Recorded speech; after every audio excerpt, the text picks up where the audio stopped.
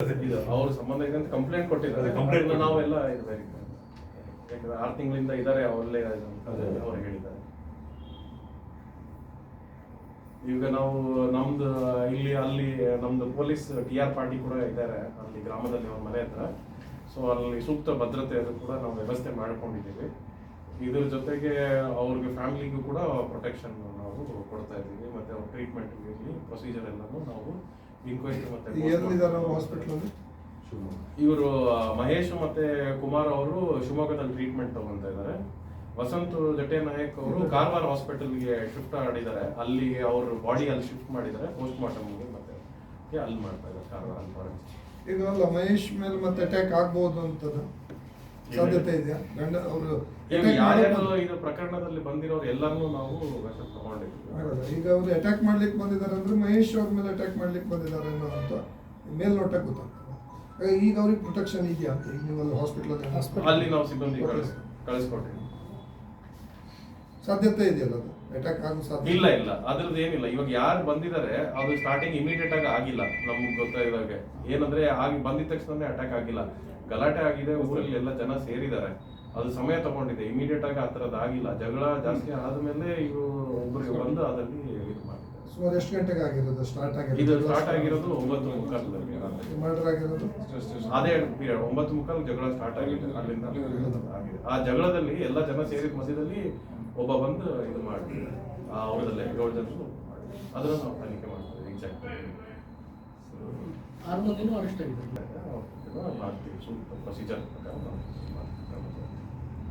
Sir ಈ ಪ್ರಕರಣ ಬಿಟ್ಟು ಈಗ ತುಡುಗುಂದದಲ್ಲಿ 2 ಜನ ಡೆತ್ ಆಗಿದ್ದಿದ್ದಲ್ಲ, ಹೊನ್ನಾವರದಲ್ಲಿ ಠಾಣೆ ಸುಳೆಮುಖಿಯಲ್ಲಿ ಇದಾಗಿರೋದು, ಅದಕ್ಕೆ ಸಂಬಂಧಪಟ್ಟದ್ದು ಏನಾದರೂ ಬೆಳವಣಿಗೆಗಳು ತನಿಖೆ ಅದಲ್ಲಿ ನಾವು ಅಂದ್ರೆ ಅವರು ಡೆತ್ ಆದವ್ರು ನಮ್ಮ ಇದ್ರು ಆರೋಪಿನೂ ನಮ್ಮ ತಾಲೂಕಿನವರೇ ಡೆತ್ ಆದವರು ಸ್ಪಾಟ್ ಮಾತ್ರ ಇದಾಗಿರೋದು. ಅದ್ರ ಬಗ್ಗೆ ಏನಾದರೂ ಮಾಹಿತಿ? ಅದ್ರದ್ದು ನಾವು ಇವಾಗಲೇ ಅದು ಅಟ್ರಾಸಿಟಿ ಕೇಸ್ ಅಟ್ರಾಕ್ಟ್ ಆಗುತ್ತೆ. ಅದು ವಿಕ್ಟಿಮ್ಸ್ SC ಇರೋದ್ರಿಂದ. ಸೊ ಅದರಿಂದ ಅದು ಕೇಸ್ ಇವಾಗ ಪ್ರಕರಣ ಅಲ್ಲಿ ನಾವು DCRಗೆ ಟ್ರಾನ್ಸ್ಫರ್ ಮಾಡಿದ್ದೀವಿ. ತನಿಖೆ ಅಲ್ಲಿ ಕೈಗೊಳ್ತಾ ಇದ್ದಾರೆ.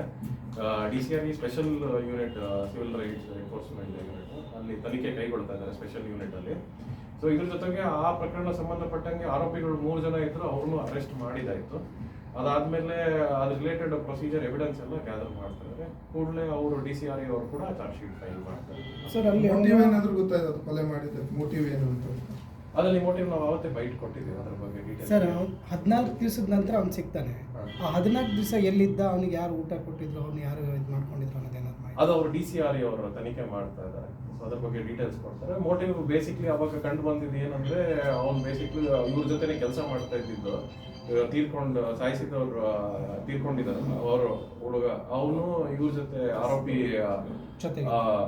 ಪ್ರಮೋದ್ ನಾಯಕ್ ಇವ್ರ ಜೊತೆಗೆ ಕೆಲಸ ಮಾಡ್ತಾ ಇದ್ದಿದ್ದು. ಇವ್ರ ಹತ್ರ ಫಸ್ಟ್ 4-5 ವರ್ಷ ಹಿಂದ್ಗಡೆ ಸಂಬಳಕ್ಕೆ ಕೆಲಸ ಮಾಡ್ತಾರೆ. ಅದ ನಂತರ ಆಮೇಲೆ ಶೇರಿಂಗ್ ಇದು ಮಾಡ್ಕೊಂಡು ಮಾಡ್ತಿದ್ರು. ಅದಾದ್ಮೇಲೆ ಇವನು ಖರ್ಚೆ ಆಗಿ ದುಡ್ಡು ವಾಪಸ್ ಕೊಡ್ಬೇಕು ಅನ್ನೋದು ಬಾಕಿ ಇದ್ದಿರೋಣ, ಅದು ಕೊಡ್ತೀನಿ ಅಂತ ಏಮರ್ಸ್ತಾನೆ ನಂಬಿಕೆ ದ್ರೋಹ ಆಗಿದೆ ಅನ್ನೋದು ಕಾರಣಕ್ಕೋಸ್ಕರ ಅದು ಪ್ರಕರಣ ಆಗಿದೆ.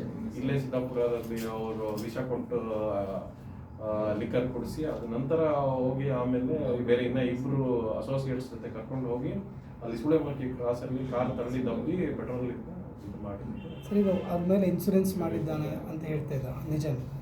ಅದು ಇನ್ಶೂರೆನ್ಸ್ ಅದ್ರದ್ದು ಚೆಕ್ ಮಾಡಿ ವೆರಿಫೈ ನೋಡಿದಲ್ಲಿ ಇನ್ಶೂರೆನ್ಸ್ ಇದೆ. ಬಟ್ ಆದ್ರೆ ಅದು ನಾಮಿನಿ ಕೂಡ ತೀರ್ಕೊಂಡವ್ರ ತಂದೆ ಹೆಸರಲ್ಲೇ ಇದೆ. ಅದಕ್ಕೆ ಸಂಬಂಧಪಟ್ಟಂಗೆ ಇನ್ನ ಬೇರೆ ಯಾವ್ದೆಲ್ಲ ಮಾಹಿತಿ ಕಲೆಕ್ಟ್ ಮಾಡ್ತಾ ಇದೀವಿ. ಬೇರೆ ಯಾವ್ದಾದ್ರು ಅದೇ ತರ ಇನ್ಶೂರೆನ್ಸ್ ಇದೆಯಾ, ಅವ್ರದ್ದು ಬೇರೆಯವ್ರದ್ದು ಇವ್ರ ಹೆಸರು ನಾಮಿನಿ ಮಾಡ್ಕೊಂಡಿದ್ದಾರೆ ಅದು ಕಂಡು ಹಿಡಿತಾ ಇದ್ದಾರೆ. ಬಟ್ ಇದುವರೆಗೂ ಯಾವುದು ಬಂದಿಲ್ಲ. ಎಲ್ಲ ಇನ್ಶೂರೆನ್ಸ್ ಚೆಕ್ ಮಾಡ್ತಾ